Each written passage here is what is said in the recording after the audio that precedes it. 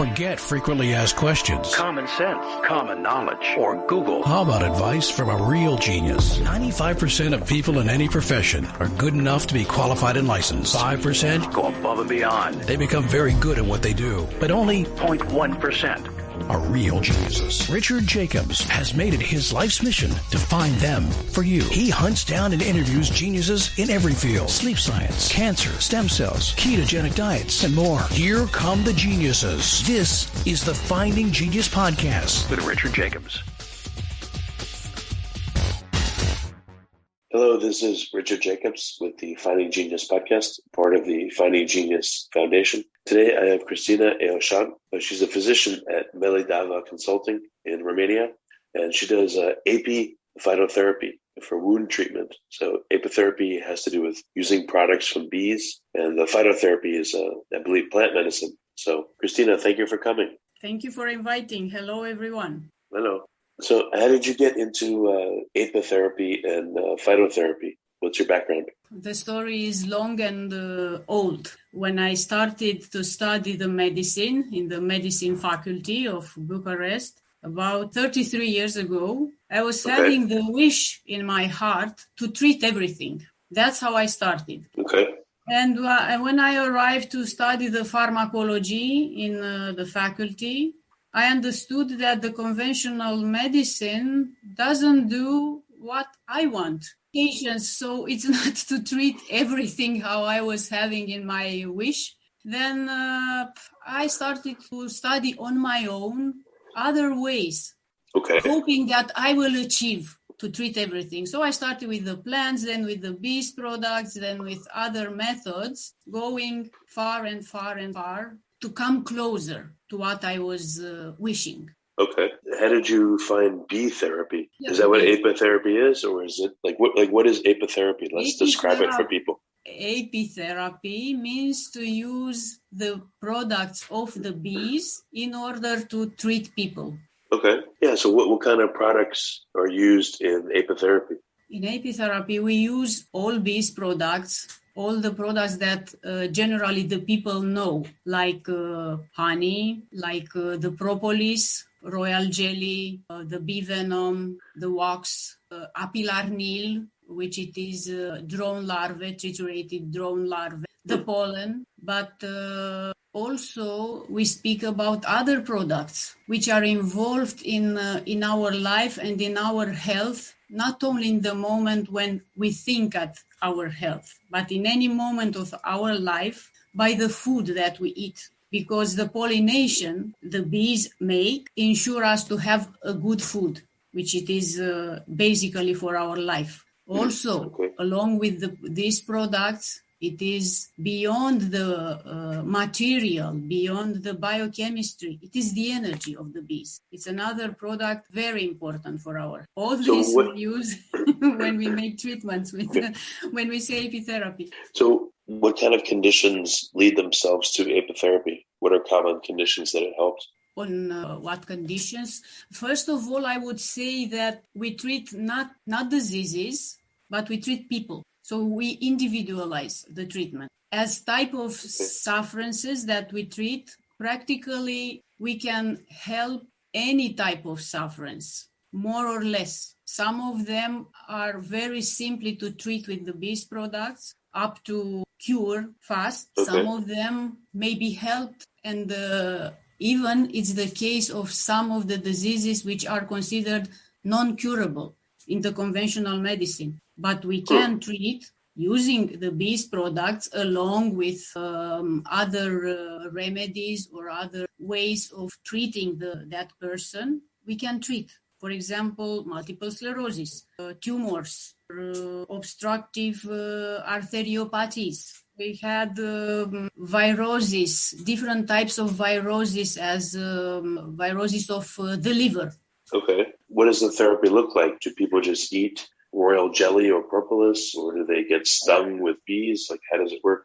What you mentioned, yes, there are parts of apitherapy, but it's not only that. We can use the bees products internally by oral intake or externally on the skin on massages, on or acupuncture points, on with reflexotherapy, or even sometimes if we need, we can make insertions in anal insertions, or we can use in the eyes, in the ears, in the nose. Oh, wow. Or we can expose ourselves to the energy of the bees. And this is something that can be done in some places where people arranged little houses where the patients can stay along with the hives to sleep, like, for example. Really? Yes, and the results are very good because the energy of the bees is a harmonious one and healing one, peaceful. That's something that people don't know too much at this moment, but it is more and more spread in the world that this energy is healing, is a healing energy for us. Okay. So what are you studying? What is it, a particular condition or a particular part of the bees, products to be used? I mean, what are you in particular studying right now? Studying right now about the bees. I can tell you what came really in my mind and in my consciousness in this moment. It's something surprisingly somehow, but it is at the same time very beautiful about the bees. At this moment, our history, the people are with the attention on viruses. Okay. Yeah, and it is so well known from long time, from when we work with the bees products and before we work, when others worked before us, that they have antibacterial activity, antiviral activity. For example, propolis is one of the most powerful, known as having antimicrobial activity. For bacteria, funguses, viruses, and there are hundreds of studies to prove this thing. How long has apitherapy been around? A very long time, or no? Apitherapy, how long? Yeah, is it a very old therapy or is it newer? Apitherapy is not so new. Back in the history of humanity, there are products which were used hundreds of years or thousands of years before. For example, in Ayurvedic medicine, traditional Indian medicine, the honey was described very detailed and it was used as medicinal remedy 1,000 years ago. The propolis was used by Egyptians, for example, and as we know, it was used even in the recipes for to preserving the bodies of the dead people. It seems that the propolis was used there. That's amazing. Yes, we have also data about royal jelly that was used a long time before in history. So it's not quite very new. So what is new about apitherapy? What is being studied that's new? Are you sequencing bees? Are you looking at the chemical components of stuff? Something that I could say it is new and very valuable as knowledge. It's, for example, coming from the studies, very serious and very technically in advanced technique of laboratory made in Japan with the royal jelly, where they proved how the royal jelly has regenerative properties. Really, that is astonishing. They made studies on nervous cell cultures where they were giving royal jelly following 4 lines of cells: neurons, oligodendrocytes, astrocytes, and the stem cells, neural stem cells. And after treating these cultures with the royal jelly, what was shown, it was that new neurons appear, new oligodendrocytes appear, new astrocytes appear, while the number of stem cells in the culture decreases. Then they made the same study on mice with the royal jelly in oral intake, and they found the same result. Neurons, astrocytes, oligodendrocytes appear while the number of stem cells, neural stem cells, decreases. And they have pictures and counting of the number of the cells. Before we continue, I've been personally funding the Finding Genius podcast for 4.5 years now, which has led to 2,700 plus interviews of clinicians, researchers, scientists, CEOs, and other amazing people who are working to advance science and improve our lives and our world. Even though this podcast gets 100,000 plus downloads a month, we need your help to reach hundreds of thousands more worldwide. Please visit findinggeniuspodcast.com and click on Support Us. We have 3 levels of membership from $10 to $49 a month, including perks such as the ability to see ahead in our interview calendar and ask questions of upcoming guests, transcripts of podcasts you're interested in, the ability to request specific topics or guests, and more. Visit findinggeniuspodcast.com and click Support Us today. Now back to the show.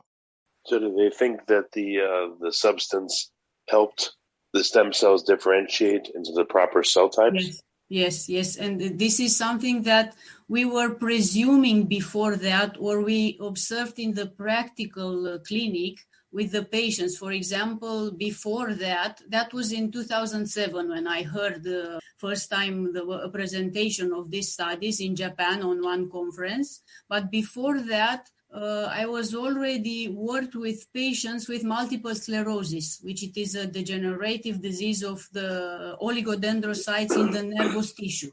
And we observed very good results as clinical symptoms and also on MRI, where images of the demyelization lesions, some of them were disappearing, some of them were diminishing significantly before that. When we had this information from Japanese, it was a big gift for us to have the scientific proof, and more than that, we had the opportunity to make some calculations in the doses that we were prescribing for royal jelly, for example. And I understood how I could use better the royal jelly as doses. I improved my treatment, and the results were better. Well, what do you think it was in the royal jelly that caused this to happen? Have you studied the constituents, the compounds that make up these substances? The studies were made with whole royal jelly mostly,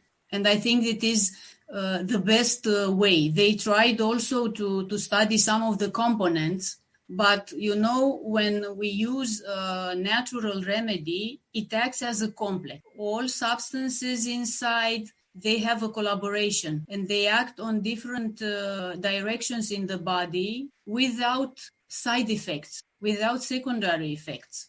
But when we extract one of the compounds, even if we think and we find by laboratory studies that probably that one is the responsible or the main responsible for one effect, when we take only that substances and put that in our body, then we don't benefit anymore by the collaboration between the natural substances, and using only that one, the side effects appear. It is the story of the cytostatics.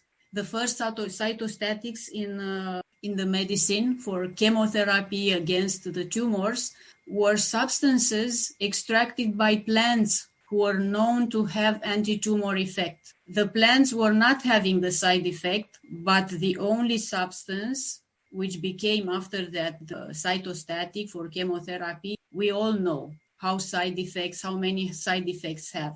So you're saying that if you use the whole plant or the whole substance, yes, there's a lot of different substances in it that work together to heal you. Yeah. But if you try to isolate one active ingredient and concentrate it, that gives side effects. Yes. That's very interesting. And you see this with chemotherapy drugs from plants and with apitherapy too?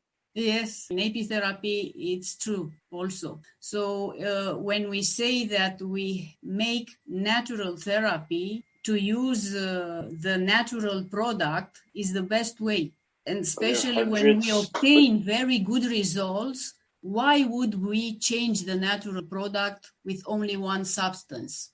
Well, I think the common argument is that, traditional medicine, allopathic medicine, needs to isolate and reduce. And in order to do clinical trials, unfortunately, they only want like one substance or maybe two, and they don't seem to like natural substances to be used, unfortunately. Yeah, but maybe this type of working serves a bit too much to our curiosity. No, I agree that this way is much better.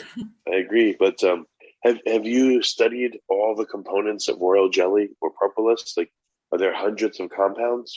What's in it? If you like this podcast, Please click the link in the description to subscribe and review us on iTunes. Yes, but I don't need to study each component separately. I take the whole. I take it my own, for example. I don't only speak about it and offer information and recommendation to people. I take it my own every day, and I observe what happens. What do you feel like it does with you? You know, the best way how I learned how to work with the bees products was learning from the patients, working with the patients and observing very attentively the effects and what they tell about what they feel. Putting together this information with what I achieved from the conferences, high-level international conferences, some information from there with the information from the patients, that was the best school for apitherapy. Okay. What are some examples of conditions that patients have had and what happened to them when they did the apitherapy? For example, I mentioned multiple sclerosis. Shortly for everyone who maybe know or not so much, just to point, it's a degenerative disease of the nervous tissue when some of the cells practically disappear. It's about the oligodendrocytes. And the clinical consequence is progressive paralysis. That's the most threatening symptom, paralysis. So it's a very hard disease for those who have it. Being a degenerative disease, practically the most important, in my opinion, action that we need for treating the patient is a regenerative remedy, which is not offered at all by the conventional medicine. But in natural therapy, in the nature, there are regenerative remedies. And among the bees products in apitherapy, it is the royal jelly, it is the apiculture, it is the pollen, which have really regenerative properties. And probably the royal jelly, among everything we can find in nature, probably is the most strong regenerative remedy. Along with them, it is the bee venom, who stimulates the regeneration of the nerves, for example. There are studies who prove that on animals, that administering the bee venom, the nerves were regenerated. So apitherapy, yes, offers us remedies who can really regenerate. Along with this, there are the others effect that also we need, of course. We need anti-inflammatory. It's a strong inflammation sometimes in the brain of these patients, in the spine of this patient. We need to detoxify. We need to manage the symptoms. And we can do this using the bees product. I had the opportunity to see in my office patients young patients who were devastated by the perspective which was shown to them in the hospital, having this diagnosis. And in few months or 1 year, they were again with a smile on their faces. And nowadays, I can give you many examples with these people who are in a normal life, married with children, and almost forgotten that they had this diagnosis, which it is considered usually in conventional medicine as non-curable. Wow, that's excellent. This is what, yes, bees products can do, natural therapy can do with bees products, with plants, with diet, with massage when needed, with emotional therapy and energetical therapy all along as each patient need. That's why I was saying that we individualize the treatment for each person. And we can obtain such... What do you think will be the future of apitherapy? Like, what do you want to learn about it now? What's new about it to you or undiscovered? It's difficult to preview the future, but I hope that people will understand more and more how what a great gift we have naturally given by the universe with the bees, which are involved in our health in almost each spoon that we eat. We know or we don't know, we use consciously or we don't use consciously honey or pollen or royal jelly. Anyway, the bees are present by pollination in any food we eat. It's nothing that we don't think, but it is present in our life. They are very important. And I hope that people will become more and more aware, and they will see the big gift that the bees are for us, will understand it, and will arrive not to use the bees as they would be our employees, or worst, as it is in some places, as they would be slaves. But the people will arrive to collaborate, to be friends with the bees, and to live in harmony and in peace. Yeah, that makes sense. That's very cool. All these products, the propolis, the wax, everything, do they come only from honeybees, or are there other kinds of bees, like bumblebees, or other species of bees that you use the products from as well? No, bumblebees, no. There are many types of bees, that's true, but they are bees. We have stingle bees, for example, very nice, very nice and very special bees in South America, stingle bees. Bees without needle, but they also make honey or propolis. There are different types of bees in various parts of the world, but the bees products come only from the bees, not from other beings. So if we say bees, they are bees, not something else. We cannot replace them with anything. Well, I know. I just wondered what kinds of, I've heard there's, thousands of different species of bees. Yeah. So I wonder, amongst the different species, some of them I would think are better with people for healing them, and some of them are not. Some of them make better medicine than others. So that's what I was wondering. There are some particularly characteristics, yes, as it is in any domain. Okay. Yeah. So what's an example? Like, what are there different species of bee that make different products that you've used? Are there some products that only bumblebees can make, and some that only honeybees make best? Bumblebees do not produce honey, or they don't produce the products that we know as bees products. Bumblebees are used for pollination only. Okay, I just didn't know if bumblebees. Yeah. Are there any other? Is there propolis from them that you can use, or has anyone tried to use anything from them? No.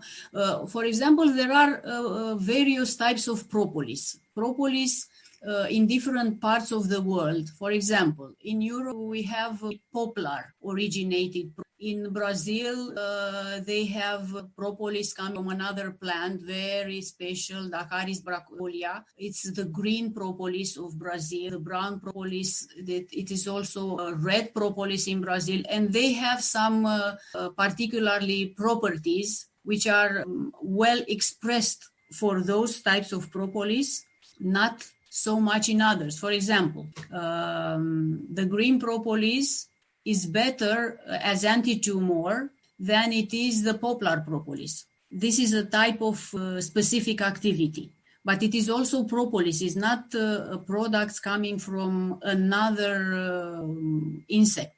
It is collected by the bees there in Brazil. Okay. Oh, so depending what products the bees interact with, what kind of plants, that would change the propolis a lot. That makes sense. Yes. So in the United States, I know the first thing that honeybees usually pollinate are almonds in February, and then they move on to other. So if you get propolis, how does it change from February till later in the year? What's different about it?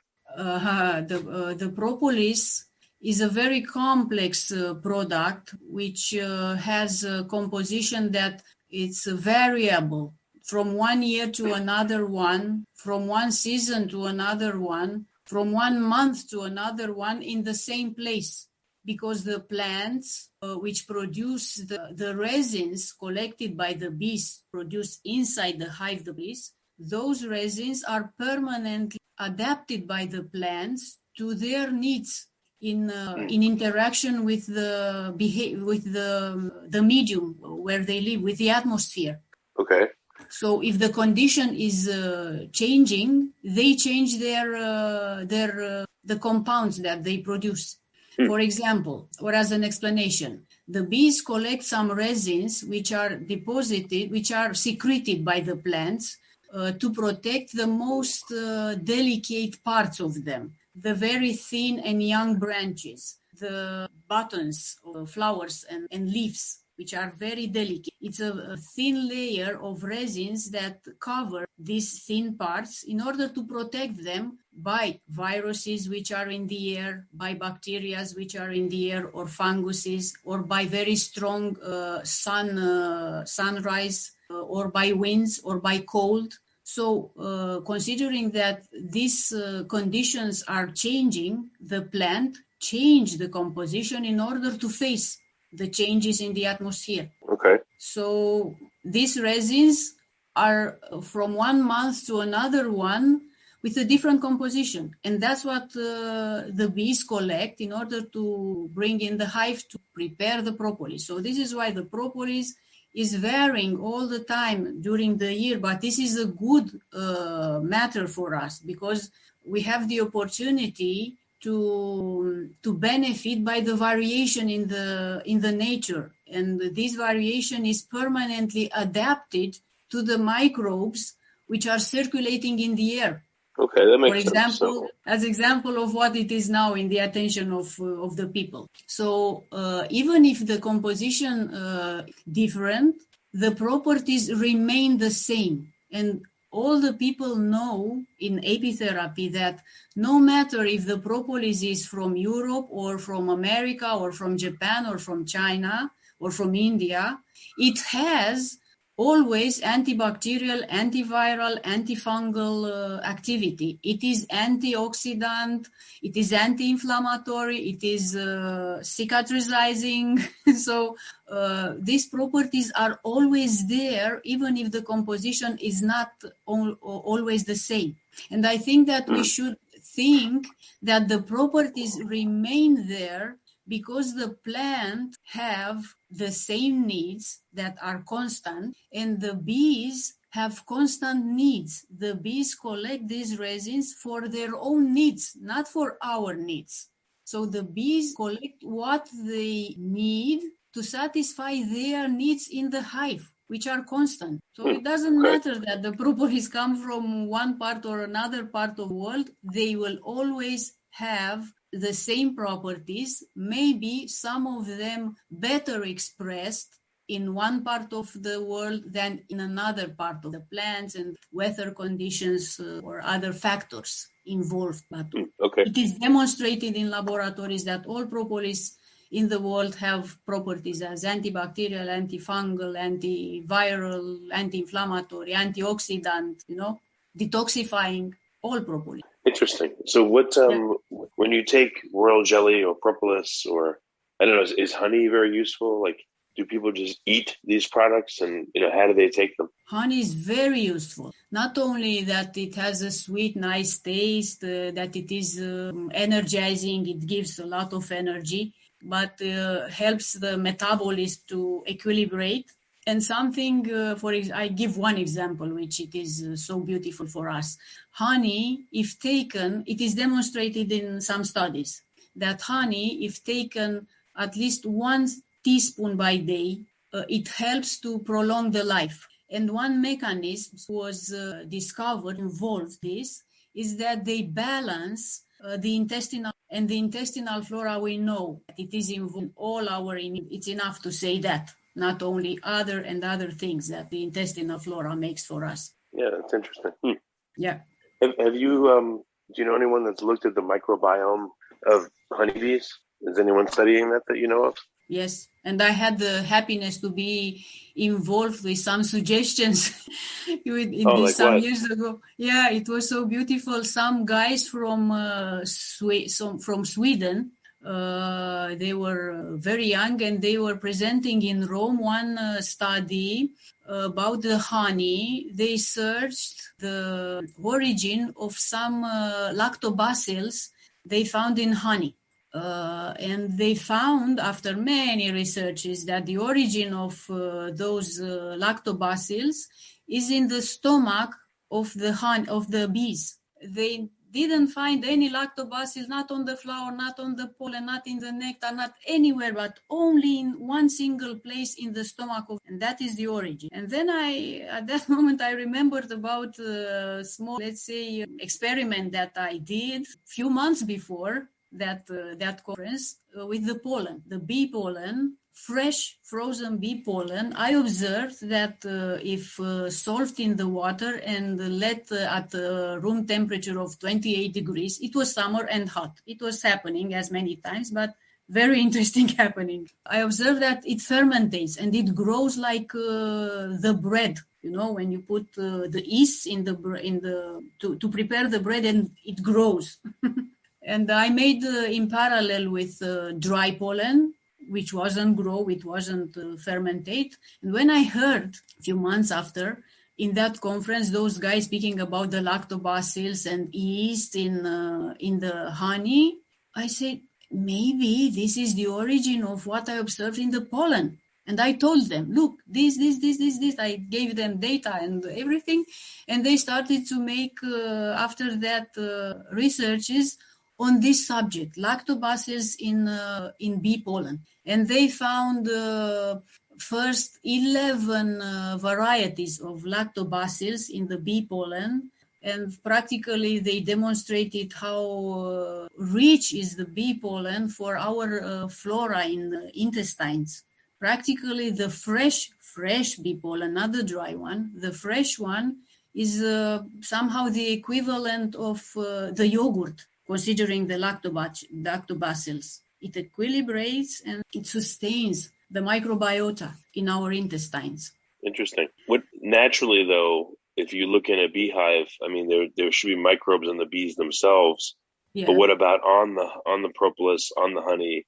What microbes tend to hang out near those substances or eat those substances? That's a very interesting subject. Inside of the hive, the bees use the propolis everywhere. It's like we paint our walls in the houses with something that we like. They paint all the walls in the hive with the propolis.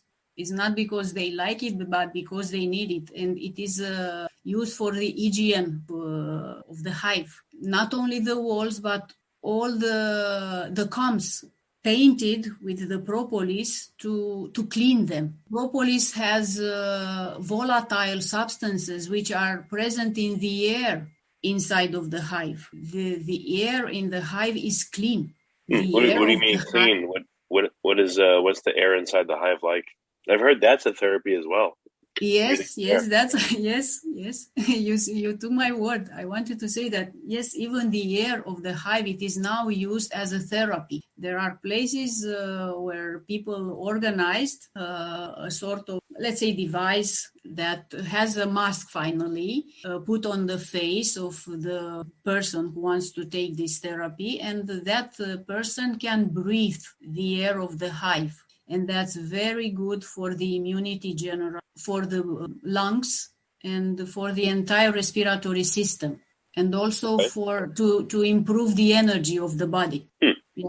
So if someone's interested in trying these products, what should they try first? And are there apitherapy doctors, or how do they find out what's there and what to take? Now, if we speak about people who want to try the bees products without wanting to treat something, let's say for maintenance, I want to be healthy, I want to maintain myself, to have a good functioning structure, and then they would start with the honey, the pollen, and the royal jelly, and the propolis.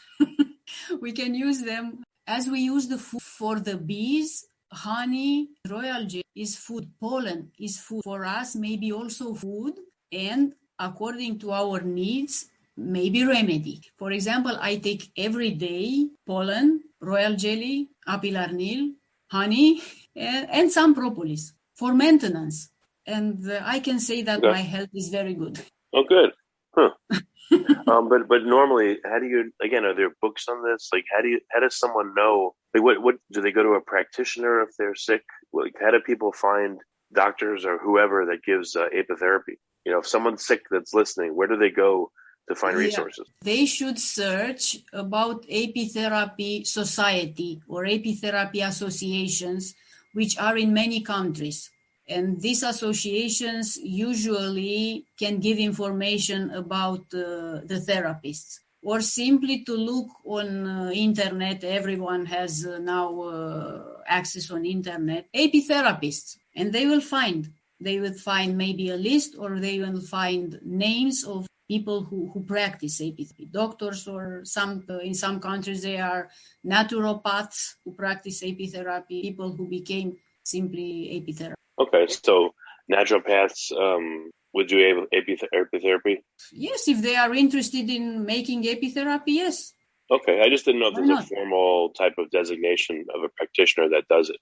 I don't know what countries are really popular for it, and which countries don't seem to do it at all. Which country? United States has a very old apitherapy association. It is a long practice there. In Romania, I don't want now to be subjective because I live in Romania, but in Romania is a very old tradition in beekeeping and also in apitherapy. And there are, if you go in the apitherapy world, you will see that people know many apitherapists, very good apitherapists from Romania. But there are in other countries too. There are in Germany, there are in Portugal, there are in Spain, in France, there are in Chile, in many countries, in Uruguay.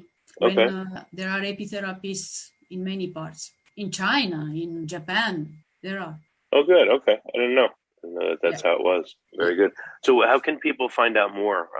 Again, are there books? Where can they go to learn more about apitherapy? Look, it comes now in my mind a source, I think, of very good information. It is a website, beevenom.com. It is kept by Michael Simic in Canada, who is one of the best producers in the world of products with bee venom and other products, not only this, but bee venom especially. It was his specialty from long time. And he has a lot of information available for people in this website. Books, booklets about the bees products. And also it is a website of Professor Stefan Bogdanov. That's very nice, where he has, when he offers for free a book for each bee product. Okay, well, very good.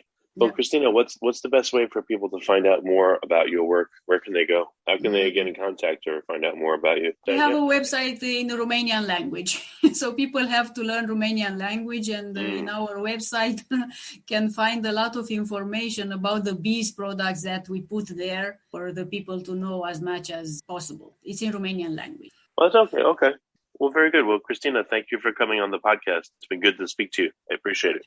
Thank you. Thank you too. It's very pleasant and an honor at the same time. If you like this podcast, please click the link in the description to subscribe and review us on iTunes. You've been listening to the Finding Genius podcast with Richard Jacobs.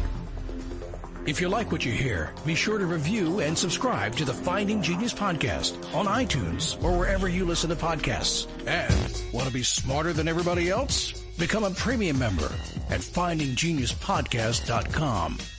This podcast is for information only. No advice of any kind is being given. Any action you take or don't take as a result of listening is your sole responsibility. Consult professionals when advice is needed.